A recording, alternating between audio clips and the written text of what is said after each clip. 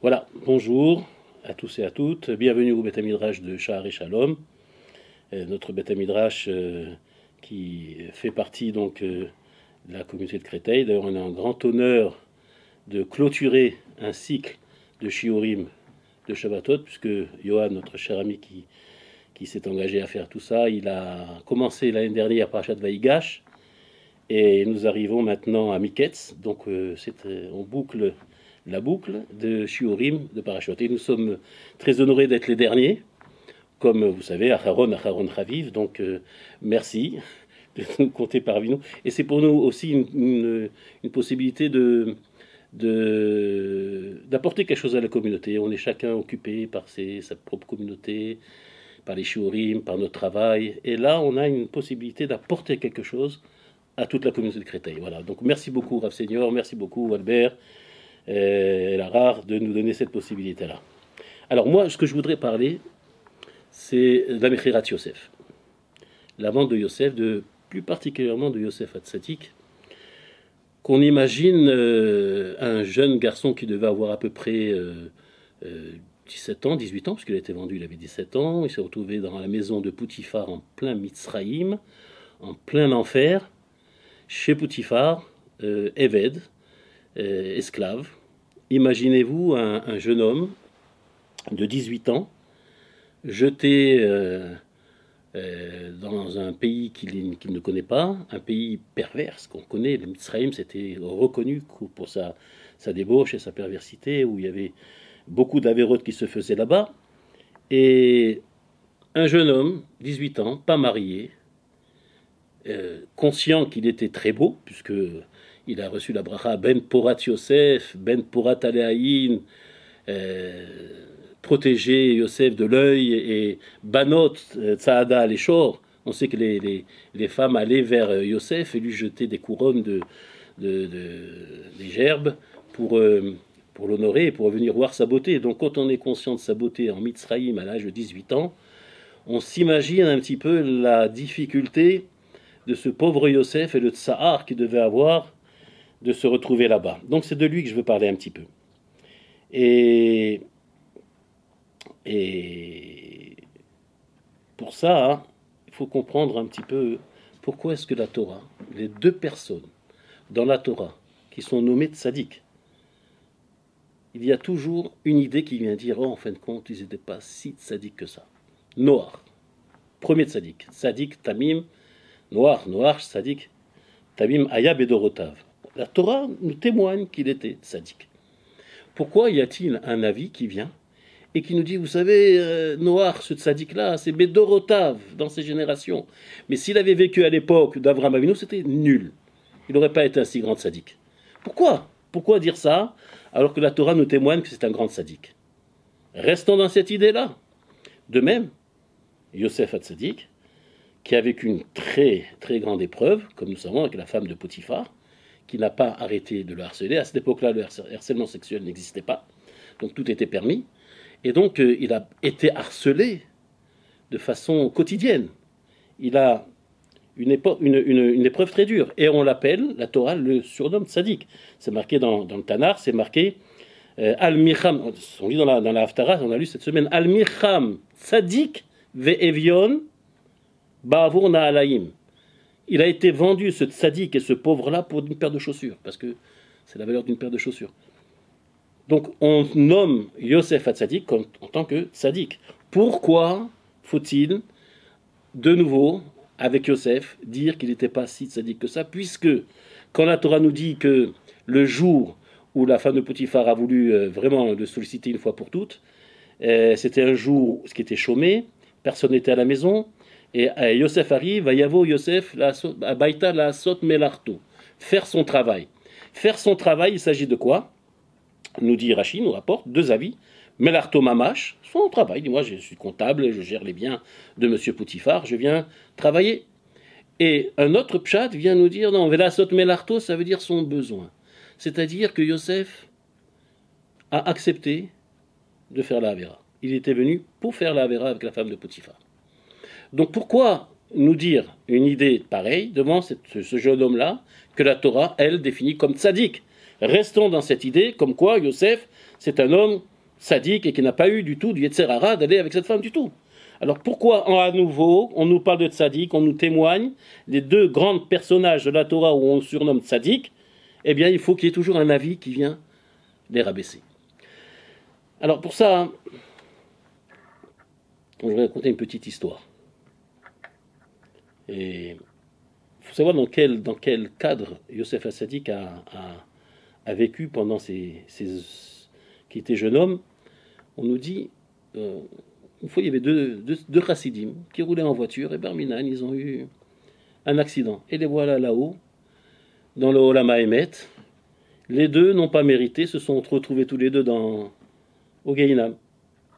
Alors vous avez un tzaddik qui était Braslav, un tzaddik qui était Lubavitch, et les deux prient à leur Rabbi, Rabbi, sors-moi de ce Gehinam, qu'est-ce que je fais ici? Toute ma vie, j'ai fait pour toi, Et là, il y a une main qui vient, c'est la main du Nachman du Braslav, et qui le prend par ses péotes et qui le sort du Gehinam. Reste le tzaddik Lubavitch qui dit, Rabbi, Mifsaïm, j'ai pas arrêté, j'ai toujours été fait pour toi, pour la Torah, pour la Chassidoute. Et là, il y a une main qui est tendue avec $1, et lui dit, tiens, je te nomme Shaliach là-bas, au Gehinam. Et donc, c'est une histoire, évidemment, mais ça nous fait comprendre que beaucoup de shluchim comme ça de Lubavitch se trouvent dans des Gehinam, un peu comme Yosef HaTzadik, se trouvent dans des villes où il n'y a rien, pas de Torah, pas de juifs, très peu. Ils doivent tout construire. Et Yosef HaTzadik s'est retrouvé dans cette situation-là, avec les épreuves qu'on lui connaît. Alors pourquoi, la question elle est, pourquoi est-ce que à chaque fois il faut amoindrir le tzaddik? Il faut qu'il y ait un avis qui nous dit en fin de compte, que ce soit Noach ou que ce soit Yosef, que les deux ne sont pas si grands tzaddik que ça. Eh bien, la réponse peut être, on peut dire parce que pour Akadosh Baruch Hu, le vrai tzaddik, le tzaddik amiti, c'est celui qui décide d'être tzaddik. Ce n'est pas quelqu'un qui n'a pas d'Yetzer Hara et qui doit, qui se sent loin de tout ce qui est mauvais et qui naturellement est capable de s'élever très haut dans les midot avodat Hashem. Non, le vrai tzaddik pour Akadosh Baruch Hu, c'est celui qui a un Yetzer Hara. C'est celui qui combat et qui décide de ne pas fauter. Ça, c'est la grandeur du vrai tzaddik. Et ça, c'est le tzaddik qui compte au plus pour Akadosh Baruch Hu. Parce qu'il ouvre la porte en même temps à nous tous, qui sommes confrontés dans une société qui perd toutes ses valeurs. Et nous savons dire non et refuser et décider d'être dans des Hashem. Donc ça nous positionne dans cette midala de Yosef HaTzadik et de Noach aussi qui a dû combattre une génération complètement pervertie, et la Torah nous dit qu'il est resté tzaddik. Pas parce qu'il sentait rien, d'où l'avis de rabaisser un peu la tzidkout de Noach, c'est pour nous dire que lui aussi avait ce Yetzer Hara, lui aussi il devait combattre, et il a combattu jusqu'au bout, il a décidé, et il a réussi de rester tzaddik. Yosef, c'était la même chose. Il ne faut pas croire que Yosef, pour lui, tout était facile, tout était simple, et qu'il n'avait aucune pensée sur cette femme de Potiphar, au contraire. Ça a été dur pour lui. Le Yetzer Hara était là, il a combattu et il a décidé d'être tzaddik. Ça, c'est la grandeur du vrai tzaddik. C'est celui qui combat. Et vous savez, c'est intéressant parce que les ta'amim, vous savez, les notes de musique qu'on lit dans la Kriyat Torah, elles ont une grande signification. Et là, nous avons c'est marqué, vous savez, 4 ou 5 fois dans la Torah, le signe Shalchelet. Shalchelet, c'est un signe qui se lit lentement et qui s'allonge. Shalchelet. Eh bien, au moment où Yosef HaTzadik dit non, il refuse d'obéir à la femme de Potiphar, il y a ce ta'am de Shalchelet en dessous. Il y a Vaimaen. Pour nous dire quoi? Pour nous dire que c'était pas facile. Au lieu d'avoir un psik, Vaimaen, c'était un non catégorique et clair. Non, c'était un non, mais qui traînait ce nom. Ce nom-là, il n'était pas facile à sortir. Shalchelet, c'est le ta'am qui s'allonge, et il a dû combattre, et c'était pas en une fois simplement non. C'était un non, en fin de compte, non. Voilà. Ça a été c'est le siman qu'il y a dans Vaimaen. Et ce siman-là, on le retrouve à chaque fois qu'on veut nous montrer une difficulté. Par exemple, vous avez celui de Lot. celui de Lot. Vaït Mahma. L'autre, c'est marqué Vaït Mahma. L'autre, c'est-à-dire il a traîné. Il a traîné avant de sortir avec les anges quand il devait s'enfuir de Sodome. Et les anges lui disent dépêche-toi, on doit sortir. C'est marqué Vaït Mahma, avec le siman en dessous de Chalchelet. Vaït Mahma, pour nous dire justement qu'il a eu du mal à suivre des malachim. Il a eu du mal à s'arracher de sa maison. C'est toujours le signe qui vient montrer la difficulté. Vous l'avez aussi dans Eliezer. Eliezer qui va chercher une femme pour Yitzhak. Avraham Avinu envoie Eliezer, son fidèle Eved, l'envoie pour chercher une femme pour Yitzhak. Et c'est marqué, quand il a dû s'adresser à la famille pour faire la demande, c'est marqué Vayomar. Pourquoi? Parce qu'on sait qu'Eliezer avait une fille aussi. Il voulait la marier avec Yitzhak. Et il s'est vu refuser. Et donc il a quand même fait l'effort. Ça lui a été très dur pour lui de demander une autre fille pour Eliezer. Et donc ce siman-là, il vient montrer exactement la pnimiou de Yosef. Qu'est-ce qui se passait à l'intérieur de lui? C'était un vrai combat. Vaïmaen, ce refus-là, ça lui était très dur. Ça lui était très dur. C'est ça, la grandeur du vrai tzaddik. C'est quand c'est dur. Quand c'est facile, c'est facile. On est peut-être un malach, mais pas un tzaddik. Akshoboukou ne nous demande pas d'être des malachim, il nous demande d'être des tzaddikim. Alors, pour illustrer cette chose-là, il faut rapporter le Midrash. Rashi rapporte d'ailleurs que Yosef Hatzadik, qu'est-ce qui a donné la force à Yosef de dire en fin de compte non? Qu'est-ce qui a donné cette force? Eh bien, on nous dit qu'il a vu quelque chose. Lui est apparu le visage de son père. Diokno chez Aviv. Il a vu le Diokan, le visage de son père. Et là, il s'est dit non. C'est là où vraiment ce non, c'est devenu catégorique. Pourquoi? Parce qu'il savait très bien, comme on explique, que dans sa maison, grand-père, Abraham, Yitzhak et son père étaient censés à être apportés en korban d'un moment à l'autre. Son père, Yitzhak, a été pris en korban. Et il s'est dit, si moi, Yosef, son grand-père Yitzhak, si moi, Yosef, je ne suis pas le derrière de mes pères, peut-être que je deviendrai pas soul. Je serai plus valable d'être apporté en korban. Donc je dois préserver ma kedusha et rester toujours prêt à être pris en korban. Donc je ne peux pas fauter. Mais ça, c'est le midrash qu'on donne. Mais à travers ça, il y a encore une signification. Quand il a vu l'image de son père, Yaakov, en fait, il a vu l'image, il a vu le visage de Adam Arishon. Pourquoi? Parce que l'Agmara nous dit Diokno, chaufferé de Yaakov Avinu, qui est chaufferé de Adam Arishon.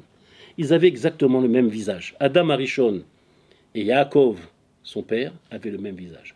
Et quand il a vu son père, il a vu en même temps le visage de Adam Arishon. Alors pourquoi faut-il lui montrer le visage d'Adam Arishon? Si on dit ça, c'est qu'il y a certainement un lien avec Adam Arishon. Vous savez, il y avait un Rav qui s'appelait Rav Bana, l'Agmara raconte, Rav Bena'a, quand il a été Messamen, il a tracé tous les kavarot des tzadikim en Eretz Israël, des avot aussi. Et l'Agmara nous raconte que c'est lui qui a été Messamen, le kever de Yosef, c'est lui qui a été Messamen, le kever où se trouvait Rachel. Et donc, il est allé dans Maharat Amarpela, à Hebron, pour délimiter où était la tombe de Adam Arishon et de Chava, où était la tombe d'Abraham et de Sarah, où était la tombe de Yitzhak et Rivka, et Yaakov son père, et la tombe de Yaakov et la tombe de Léa. Alors Rabbi Bena'a est allé faire les simanim. Donc il a fait le siman de la tombe de Yaakov et de Léa, il a fait le siman de la tombe de Yitzhak et de Rivka, le siman d'Avraham Avinu et de Sarah.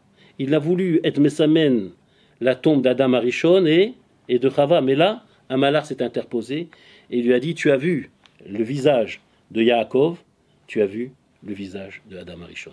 C'est exactement le même visage. Donc, lorsque on a voulu montrer à Yosef le visage de son père, on a voulu aussi lui montrer le visage de Adam Arishon. Pourquoi? Qu'est-ce qu'il y avait? Et qu'est-ce qu'il devait en tirer? Qu'est-ce qui allait lui donner la force de ne pas fauter en voyant Adam Arishon? En voyant Adam Arishon, en fait, Yosef Hatzadik, il a compris que la faute qu'il ferait, ce serait une faute qui ne concerne pas seulement lui, une petite faute et une faiblesse, mais ça concerne toute l'humanité. En voyant Adam Arishon, il s'est dit, ce que je vais faire, ce n'est pas une petite chose. Ce que je vais faire, c'est très grave. ce que je vais faire, ça touche Adam Arishon. Donc ça touche l'humanité entière. C'est ça qu'il a vu. C'est pas une petite avéra que je suis en train de faire. Souvent, l'homme pense que, en fin de compte, l'avéra qu'il s'apprête à faire, c'est pas si grave que ça. Et là, à partir de là, il est tout prêt à le faire. Et Yosef Hatzadik, il a pris conscience, en voyant le portrait, le visage de Yaakov, il a vu le visage de Adam Arishon, donc il a vu que sa faute, en fait, elle portait sur l'humanité entière. Et c'est là qu'il a compris qu'il devait s'arrêter. Parce que, comme l'Agma nous dit, un homme, il doit considérer le monde comme moitié chayav, moitié coupable, moitié méritant. Moitié. Et une avéra, ça peut faire basculer le monde entier du côté de la culpabilité. Faire une mitzvah, ça fait basculer le monde dans le srout, dans le mérite. Donc c'est comme ça qu'un homme doit voir la moindre avéra qui arrive à lui, il doit la voir comme quelque chose de gigantesque, et que toute l'humanité le regarde. Toute l'humanité veut savoir, est-ce qu'il va fauter, est-ce qu'il va faire basculer le monde, de quel côté il va faire basculer le monde. Et c'est ça, ce qui a sauvé Yosef Hatzadik, c'est ce qu'il a vu du Jukno chez Adam Arishon, il a vu le visage de l'humanité qui le regardait. Qu'est-ce que tu vas faire du monde avec ta avéra, ou avec ta mitzvah? Et c'est ça qui a donné la force à... Donc pour nous, c'est un limoud, c'est de chaque chose qui arrive à nous négative, on doit la considérer comme quelque chose de grave. Pas quelque chose qui va se tasser, qui va passer. Non, quelque chose de grave et s'en séparer tout de suite. Et je voudrais terminer en racontant une histoire justement, pour nous montrer combien nous devons faire attention à des petites choses qui sont très graves. Et en fait, une fois il y avait un juif qui devait voyager d'un point à l'autre de New York au Canada. Il y a une route, ça s'appelle la route 6, je crois. Kvichesh, la route 6 qui va plus que 1000 km, toute droite, de New York au Canada. Et cette route-là, une fois un juif il a pris cette route, il a oublié d'apporter à manger avec lui. Et voilà qu'il roule pendant 1 heure, 2 heures, 3 heures. Il n'a rien à manger, il n'y a pas de magasin cachère, c'est entièrement désert. De temps en temps, il y a un relais de McDonald's, un relais de hamburger. Et le voilà qui traverse cette route, qui roule, il roule au bout d'1 heure, 2 heures, 3 heures. Et le voilà qu'il arrive devant un panneau où il y a un bel hamburger découlinant de fromage et de viande. Et là, il craque. Il craque. Il craque, il tourne, il rentre. Il choisit son hamburger bien plein. Et il sort avec. Mais dès qu'il sort, il voit le tonnerre, il voit les éclairs, il voit la pluie. Il se dit, mais qu'est-ce qui se passe là? Et là, il a compris, c'était de sa faute. Et là, parce qu'il avait décidé, il a dit, ça vient de moi, ça. Il faisait beau, tout d'un coup, je sors avec mon hamburger. Et il y a la pluie et le tonnerre, c'est quelque chose. Et là, il commence à parler. Il dit, maître du monde, je sais que c'est pas bien. Je sais qu'on n'a pas le droit de manger du lait et de la viande. Je sais que on n'a pas le droit même de cuire du lait et de la viande, même si je ne le mange pas. Je sais aussi qu'on n'a pas le droit de profiter du lait et de la viande. Je sais. Mais je ne savais pas qu'on ne pouvait pas commander. Même commander, on ne peut pas. Ça veut dire quoi? C'est une histoire pour vous dire simplement que l'homme, parfois, il pense que ce qu'il fait, c'est pas si grave. Or, s'il savait que chaque petite chose, en vérité, le monde entier nous regarde, il ferait attention. On raconte une histoire avec Rabbi Lubavitch. On raconte une fois, c'était en 1969, là où l'homme est arrivé à marcher sur la Lune. À cette époque-là, à la télévision, il y a eu une discussion entre des scientifiques et des rabbins. Et il y a un scientifique qui a posé la question au rabbin. Il a dit, moi j'ai une question à vous poser. Dans votre Torah, vous dites que l'homme est libre, la bechira de l'homme. L'homme est libre de choisir s'il faute ou il ne faute pas. Alors dans ces conditions, expliquez-moi. Pourquoi y a-t-il malkout dans la Torah? Un homme qui mange quelque chose qui n'est pas cachère, on le frappe. Pourquoi y a-t-il des méthodes beddin, chayav karet, qu'on va punir l'homme de mort, même, parfois, à l'époque du Sanhédrin? Alors, où est la bechira? S'il y a la punition, si je transgresse, il y a la punition, donc forcément, il n'y a plus de bechira. On a peur de la punition. Et le rabbin qui était là-bas, il avait donné une réponse, mais qui n'était pas très, très convaincante. Quand le rabbi Lubavitch a entendu cette discussion qu'il y a eu là, il a dit, je vais donner une réponse. Il a donné sa réponse dans une des sirotes, Tafshin Haftet, l'année où ils sont montés sur la Lune, justement. Et il a pris pour exemple Apollo. Il s'est dit, voilà, imaginez, l'astronaute, il est là, dans sa capsule, et puis on lui demande de faire un tas de tests. Il a les écouteurs, il est en direct avec la NASA, et la NASA lui dit, lève le bras droit, lève le bras gauche, tourne, jette de l'eau, et un tas d'ordres, fais ci, fais pas ça. Imaginez que l'astronome, il en a marre. Il dit, écoutez, ça suffit, vous n'allez pas me dire comment je dois vivre, qu'est-ce que je dois faire, qu'est-ce que je ne dois pas faire. Je jette le casque et je fais ce que je veux. Imaginez, dit le rabbi comme ça. Qu'est-ce qu'on va lui dire? On lui dit, mais tu es fou. Tu ne sais pas le nombre de millions qu'on a misé pour cette expédition. Tu ne sais pas, l'humanité entière te regarde pour voir comment les choses fonctionnent, pour faire progresser le monde, pour faire avancer le monde. Et toi, tu es là, tu fais ce que tu veux, mais tu es obligé de suivre ce qu'on te dit. Eh bien, le juif, dit le rabbi, c'est exactement la même chose. Il est en mission dans ce monde. Il vient dans ce monde-là. Ce n'est pas une mission personnelle où il fait ce qu'il veut de ce monde. Il vient et le monde entier le regarde, comme cet astronome. Le monde entier regarde ce juif. Comment il va se comporter? Comment est-ce qu'il va agir? Bien ou mal? Et c'est ça donc l'importance de voir chaque petite chose, chaque petite mission, chaque petite épreuve comme quelque chose d'immense que toute l'humanité est en train de me regarder. Comment je vais m'en sortir? Et là, on est capable de surmonter des épreuves comme Yosef Hatzadik. Voilà ce que je voulais dire un peu sur cette vente de Yosef qui remplit les jours de Hanouka, puisque Vayeshev et Miketz sont Hanouka. En général, toujours c'est ou Vayeshev ou Miketz, ou des fois les deux Shabbatot qui tombent pendant Hanouka, et on nous remplit la tête à la synagogue, au Beth Knesset, on nous remplit de l'histoire de Yosef Hatzadik pendant Hanouka. Il est certain qu'il y a un kécher, il y a un lien entre Hanouka et la vente de Yosef, mais ça je crois que ce sera pour peut-être un autre chiour. Mais à travers ces jours de Hanouka où on allume la menorah, eh bien essayons d'unir ces flammes et ces mèches pour donner la force, comme on dit, Vaya bet Yaakov le'esh, ou bet Yosef lehava, ou bet Esav lekash, que Yaakov représente l'étincelle, Yosef représente la mèche, et Esav la paille.